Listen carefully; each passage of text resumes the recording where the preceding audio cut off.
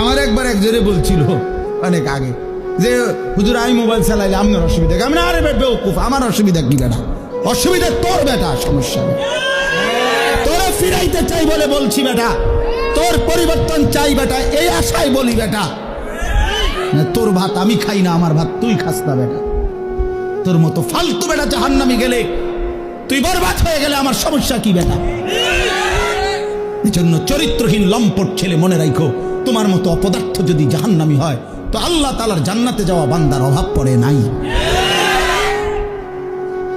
দেখো নারী, দেখো ছবি, দেখো এটা উলঙ্গ দৃশ্য, তোর মতো ফালতুরে গণার ধরবার টাইম তো নাই বেটা। অসুবিধা কি? কত নাফরমান আইলো গেল এই পৃথিবীতে, ইসলাম তো কিচ্ছু হয় না।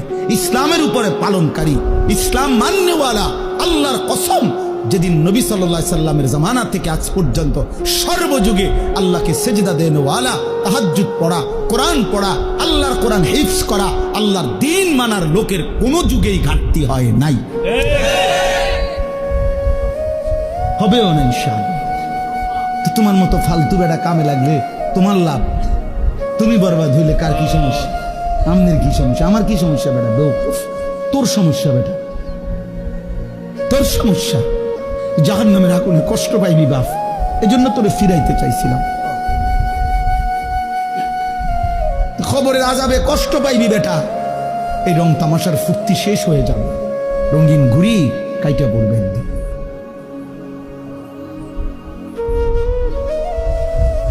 রঙিন ঘুড়ি একদিন কাইটা পড়বে, এই চুলের পেখম একদিন কেউ দেখবে না। এই যৌবনের অহংকার দোস্ত কেউ দেখে না। এ দেখতে দেখতে ফুরায় যায়, দেখতে দেখতে হারায় যায়,